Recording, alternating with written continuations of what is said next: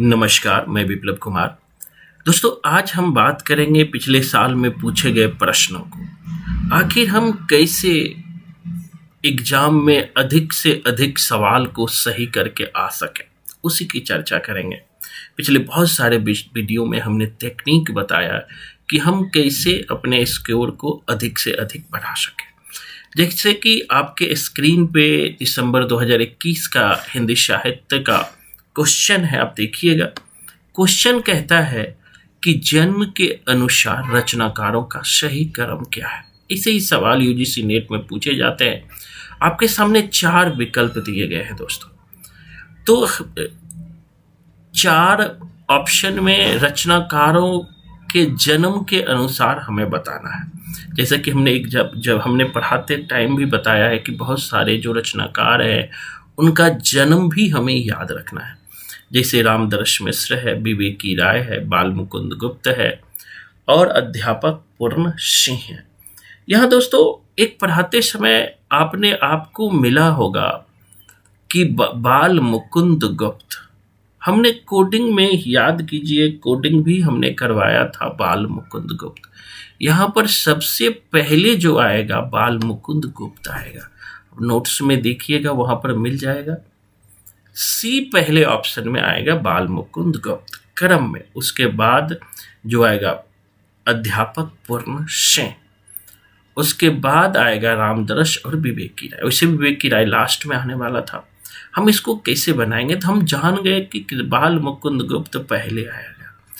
आपने द्विवेदी युग के भी कोडिंग में आपने देखा होगा, हमने करवाया हुआ है। वहीं से बाल मुकुंद गुप्त को हमने लिया है, तो वहाँ से हम कोडिंग के थ्रू बना सकते हैं। हमें पता चल गया कि चारों में सी वाला पहले होगा, तो सी एक में ही है, दूसरे में। तो हम इसे मार के निकल जाएंगे, आगे बढ़ जाएंगे, ज़्यादा देखने की जरूरत भी नहीं है। अब मिलाने वाला दोस्तों क्वेश्चन है, यहाँ पर नाटक और पात्र है। यानी पहले सूची में पात्र दिया गया है और दूसरे सूची जो देख रहे हैं इसमें नाटक दिया गया है। अगर 1-2 भी याद है तो आपसे बन जाएगा। जैसे गोवर्धन दास, सबको पता है अंधेर नगरी का पात्र है। हम ऑप्शन में देखेंगे कि डी का पहला किसमें है। देखिए दोस्तों, लास्ट में जो है डी का पहला दिया गया है। किसमें दिया गया है? डी का पहला। बस यहाँ पर हम यहाँ टिक मारेंगे, आगे बढ़ जाएंगे। आगे देखने की भी जरूरत नहीं है कि महाराष्ट्री किसके हैं, धातुसेन किसके हैं, सटकार किसके हैं। हमें सीधे आगे बढ़ जाना। वैसे बताने के लिए मैं आपको बता दूं, हमें ज़्यादा टाइम नहीं देना, अगले क्वेश्चन को देखना है। लेकिन मैं बता दूं कि सटकार है चंद्रगुप्त नाटक का जयशंकर प्रसाद का फेमस नाटक है चंद्रगुप्त। उसके बाद महाराष्ट्री है भारत दुर्दशा का। धातुसेन है स्कंद गुप्त का। बस हो गया। अब आगे बढ़ते हैं दोस्तों, कुछ और लेते हैं। अब देखिए, ये पूछा है निम्नलिखित में चतुर्भुज दास के संबंध में सही है। क्या सही है चतुर्भुज दास के संबंध?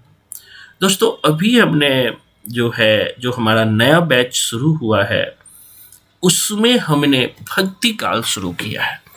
और भक्ति काल में जो हम लोग संत काव्य धारा और सूफी काव्य धारा, साथ ही राम और कृष्ण भक्ति धारा जब पढ़ेंगे उसमें अष्टछाप कवि आते हैं। उसी अष्टछाप कवि में चतुर्भुज दास आते हैं दोस्तों।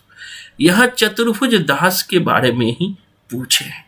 जब आप कृष्ण भक्त कवि पढ़ेंगे तो वहां भी मैं अष्टछाप कवि के बारे में बताऊंगा। यहाँ केवल ये समझना, क्वेश्चन पूछा है कि चतुर्भुज दास के बारे में क्या सही है। पहला, वह कुंभन दास के पुत्र थे। बिल्कुल कुंभन दास के थे। बिल्कुल किसके थे? कुंभन दास के। हमने अष्टछाप के कवि भी बताया था, याद होगा कोडिंग। कुंभ के मेले में सूरदास नहाने जाते थे, कुंभन दास थे पहला। और अंतिम थे चतुर्भुज।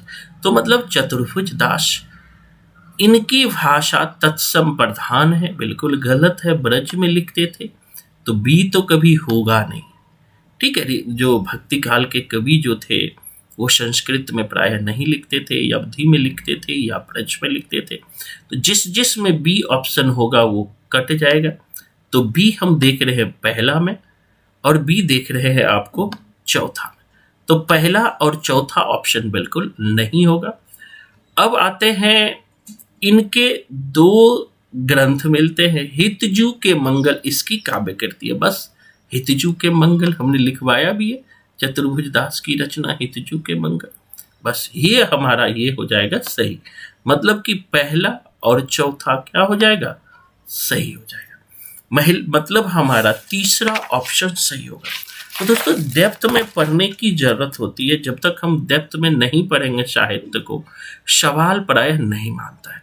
अब देखिए, प्रकाशन वर्ष के अनुसार जयशंकर प्रसाद के कहानियों का सही क्रम क्या है। अब आपने कहानी पढ़ा होगा, सबसे पहली कहानी एक भी आपको पता है तो बनेगा। हमने लिखवाया है कि सबसे पहली कहानी जयशंकर प्रसाद की ग्राम है। तो हम देखेंगे पहले स्थान पर जो है कि सी कहाँ कहाँ है। तो देखो, सी एक में ही पहला स्थान पर है। बस आंसर बन गया, सी मारिए टिक और आगे बढ़ जाइए। कोई जरूरी नहीं है, आपको पहली कहानी सिर्फ याद रखना। पहली ग्राम है, आकाशदीप, इंद्रजाल, गूदर साई याद नहीं भी है कोई बात नहीं, आगे बढ़ जाना है। पहले कहानी से भी आपके क्रम वाले सवाल बन सकते हैं, तो बिल्कुल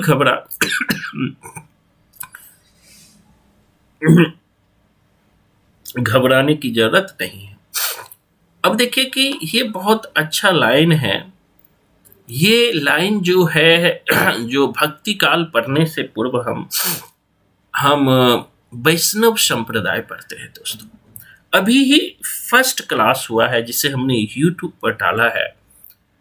तो उसमें हमने शंकराचार्य के बारे में, विशिष्टाद्वैतवाद के बारे में बताया है। तो वही वैष्णव संप्रदाय से संबंधित है। शंकराचार्य इसने वैष्णव कहता, ईश्वर अंश जीव अविनाशी, चेतन अमल सहज सुख राशि। अब इन पंक्तियों में कौन सा दर्शन है? ईश्वर अंश जीव अविनाशी। अब देखिए, ये हमने आपको बताया भी है कि, अब देखिए, अभी कल ही हमने बताया था, कल के भी पढ़िएगा। हमने रामानुजाचार्य के दर्शन में आपको लिखाया था कि ईश्वर जो है ना अंश है, और जीव जो है उसके अंशी है। ईश्वर अंश जीव, ईश्वर का अंश है। कौन कहते हैं? रामानुजाचार्य। कल के वीडियो देखिएगा, कल ही हमने ये टॉपिक पढ़ाया है, और इसीलिए मैं कहता हूं लिखित गारंटी देता हूं रिजल्ट का। अगर क्लास आपने सही से लिया तो यहाँ की एनटीए भी आपके रिजल्ट को मैं लिख के दूंगा, रोक नहीं सकता। तो ये किसका दर्शन में? विशिष्टाद्वैतवाद, रामानुजाचार्य। रामानुजाचार्य दक्षिण भारत के थे, और दक्षिण भारत के तमिलनाडु के थे दोस्तों। और इन्होंने श्री संप्रदाय दिया, और इनके मुख्य दर्शन विशिष्टाद्वैतवाद दिया। उन्होंने कहा कि जो जीव है वो ईश्वर के ही अंश है। ईश्वर अंश जीव अविनाशी, कि ईश्वर के चेतन अमल सहज सुख राशि, कि ईश्वर के ही अंश है। कौन है? आपको दिमाग में बैठाना पड़ेगा, गलती कभी नहीं कर सकते। ये रामानुजाचार्य ने कहा। शंकराचार्य ने क्या कहा? ब्रह्म सत्यम जगत मिथ्या जीवो भ्रमेव नापर। तो ऐसे ऐसे सवाल को आप गलत करने की संभावना भी नहीं उठा सकते, जब एक एक चीज हमने चर्चा किया है कल के ही क्लास। अब देखिए, नेक्स्ट क्वेश्चन है, नंद दुलारे वाजपेयी के संबंध में क्या सही है? नंद दुलारे वाजपेयी के संबंध में क्या सही है? हम लोग नंद दुलारे वाजपेयी के बारे में पढ़े हैं। कहता है कि नंद दुलारे वाजपेयी ने पंत प्रसाद पंत और निराला को छायावादी बृहत त्रयी के रूप में स्थापित किया। बिल्कुल सही है कि नंद दुलारे वाजपेयी ने प्रसाद पंत और निराला को छायावादी त्रयी के रूप में प्रसादित किया। नंद दुलारे वाजपेयी ने रामचंद्र शुक्ल की लोक मंगलपरक आलोचना दृष्टि का समर्थन किया? बिल्कुल समर्थन नहीं किया। ध्यान रखिएगा, क्यों नहीं किया? क्योंकि आचार्य रामचंद्र शुक्ल जो है छायावादी कवि का विरोध करते हैं, छायावाद एक निगेटिव अर्थ में लेते हैं, इसलिए उसका समर्थन नहीं किया, इसलिए ये गलत है। नंद दुलारे वाजपेयी छायावादी और स्वच्छंदतावादी आलोचक है। बिल्कुल सही है, स्वच्छंदता छायावादी और स्वच्छंदतावादी आलोचक है। नंद दुलारे वाजपेयी छायावाद के रागात्मक प्रभाव से अप्रभावित रहे। गलत है, प्रभावित रहे हैं, तो ये गलत होगा। अब देखिए हमारा सही कौन है, पहला और तीसरा, मतलब कि हमारा ऑप्शन होगा तो डेप्थ में पढ़ना होगा। नंद दुलारे वाजपेयी की आलोचना पद्धति में आचार्य रामचंद्र शुक्ल का, नगेजर का, डॉक्टर नामवर सिंह का, नंद दुलारे वाजपेयी का, ये सब का आलोचना पद्धति भी हमें जानना चाहिए, क्योंकि कभी कभी सवाल यहां से भी पूछ लेता है। अब कहता है प्रकाशन बस के अनुसार जयशंकर प्रसाद का सही नाटकों का क्रम बताए। दोस्तों इस पे मैं कुछ नहीं बोलूंगा, क्योंकि नाटक का कोडिंग हमने बताया है और कोडिंग से आपको सही करना है। जो हमारे क्लास नहीं पढ़ रहे हमारे पास, वो भी यूट्यूब पर हमने जयशंकर प्रसाद के नाटक का कोडिंग लिखा हुआ है। अगर एक बार देख लोगे तो जीवन में रिजल्ट से तो कोई नहीं रोक सकता है। तो सिंपल कोडिंग हमें याद करना है। पहला होगा राजश्री, पता ही है, और अंतिम होगा ध्रुव स्वामी। ऐसा सिंपल बनाओ यार। राजश्री किस ऑप्शन में, देख लो, पहले में सी में है, पहले नंबर पे राजश्री, हो गया आंसर। इसमें क्या, ऐसे सवाल जीवन में गलत नहीं होना चाहिए। अगर ऐसे सवाल को गलत करोगे तो फिर रिजल्ट लेना बहुत मुश्किल हो जाएगा। अब देखिए नेक्स्ट क्वेश्चन है दोस्तों, सूची 1 और सूची 2। सूची 1 और सूची 2। अब ये किसका लाइन है दोस्तों? ये उपन्यास का है लाइन, और एक तरफ उपन्यास का पात्र दिया है और दूसरे तरफ उपन्यास का पात्र दिया है और पहले तरफ उपन्यास का लाइन दिया है। अब देखो, आप शेखर एक जीवनी पढ़े होगे और पक्का पढ़े होगे, नहीं पढ़े होगे तो हमने पढ़ाया। ऐसे सवाल तो मैं कहता हूं हमारे पास पढ़े हुए बच्चे 2 सेकंड से ज्यादा टाइम नहीं लेंगे ये सवाल को बनाने में। सी का पहले देखते हैं। सबसे पहले तुम शशि, इसलिए नहीं कि तुम जीवन में सबसे पहले आई, या कि तुम सबसे ताजी स्मृति हो। मजा आ गया। ये कौन कहता है दोस्तों? ये तो सिंपल सा है, कौन कहता है पता ही है, शेखर कहता है। तो हम देख लेंगे सी नंबर पर डी कौन किस नंबर है, किस में है, यानी सी नंबर का चौथा। देखो दोस्तों, सी नंबर का सबसे पहले तुम शशि, सी नंबर में चौथा किस का है? सी नंबर में सबसे पहले तुम शशि, इसलिए नहीं कि तुम जीवन में सबसे पहले आई थी, या कि तुम स्मृति में आई थी। तो इसमें सी का होगा चौथा। अब देखते हैं सी नंबर पे चौथा किसमें है दोस्तों। ये देखिए सी नंबर पे चौथा है। अब नीचे देखिए कि सी नंबर में चौथा किसी में है, नहीं, मतलब हमारा पहला ही ऑप्शन सही होगा। अब नीचे पढ़ने की जरूरत नहीं है, फलना ढेकाना भगवान ने क्या कहा, समूचा आर्यावर्त क्या कहा, जीतने की 3 तरकीबें होती, छोड़ो मारो गोली AK-47, आगे बढ़ जाओ। सब 1 सेकंड में सवाल बनने वाला है, इसमें टाइम हम क्यों लगा। स्थापना और तर्क मेरा फेवरेट सेक्शन है, और आपका भी फेवरेट। अगर आपने साहित्य पढ़ा होगा तो हमारे पास पढ़ा होगा, तो जीवन में मैं लिख के दे सकता हूं कि एक भी स्थापना और तर्क गलत नहीं होना चाहिए। देखिए दिसंबर 2021 में कितना मजेदार स्थापना और तर्क पूछा है फ्राइड का मैंने मनोविश्लेषणवाद आप सबको पढ़ाया है, और नहीं पढ़े हैं तो यूट्यूब पर या फिर ग्रुप में भी फ्राइड का मनोविश्लेषणवाद दिया गया है। पहला लाइन कहता है कि फ्राइड मानते हैं कि कवि मनोरोगी होते हैं। बिल्कुल सही है, तभी तो वो मनोविश्लेषणात्मक जो है काव्य लिखते हैं, रोगी होते हैं तब तो, जिसका प्रभाव उस पर होगा वही होगा। अब दूसरा है कि क्योंकि मनुष्य मात्र मनोरोगी है, क्योंकि मनुष्य मात्र मनोरोगी है। देखो दोस्तों कि वैसे तो एनटीए ने इसका आंसर जो है गलत दिया है, लेकिन इसका आंसर होना चाहिए, फ्राइड मानते हैं कि भी मनोरोगी थे, क्योंकि मनुष्य मात्र मनोरोगी है, ये गलत हो जाएगा। मनुष्य मात्र मनोरोगी है, ये गलत हो जाएगा। इसका आंसर होगा तीसरा, ए सत्य आर असत्य। लेकिन एनटीए ने ए और आर दोनों सत्य दिया है। यहां मात्र लगा, मनुष्य मात्र मनोरोगी कभी नहीं हो सकता है, एक ही चीज कैसे हो सकता है। तो इसका आंसर तो वैसे एनटीए ने ये दिया, लेकिन होना चाहिए सी। आगे बढ़ते हैं। नेक्स्ट है बहुत ही फेमस लाइन, आज के व्यापक सामाजिक संबंधों के संदर्भ में जीने वाले व्यक्ति के माध्यम से ही मुक्ति बोध ने अंधेरे में कविता में अस्मिता की खोज की नाटकीय रूप दिया है। मैंने लिखवाया है कि अस्मिता की खोज किसने कहा है। अंधेरे में कविता को अस्मिता की खोज किसने कहा है? याद कीजिए, नामवर सिंह ने कहा है। अस्मिता की खोज, अंधेरे में कविता को अस्मिता की खोज का नाटकीय रूप दिया है, बढ़ा दिया है, कुछ भी नहीं है। सिंपल याद करना है कि अस्मिता की खोज किसने कहा। अंधेरे में कविता, नोट्स पलटिएगा वहां मिल जाएगा, नामवर सिंह ने कहा है।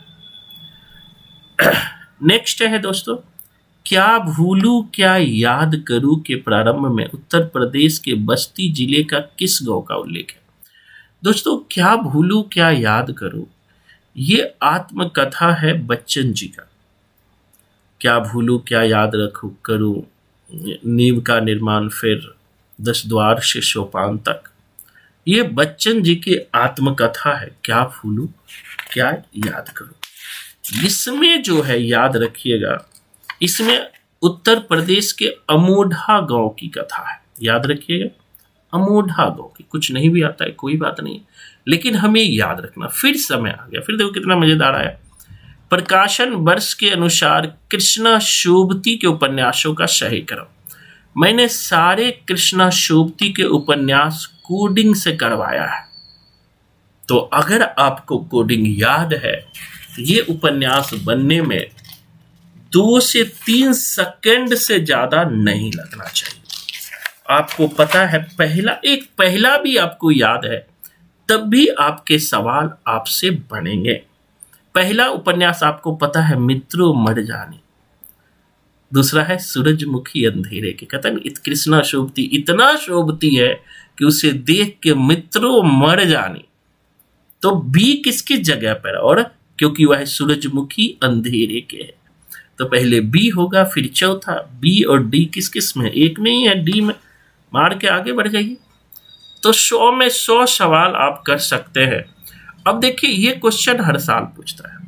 कभी रीति मुक्त काव्य धारा के विषय में संबंधित तथ्य पूछ लेगा दोस्तों, और कभी जो है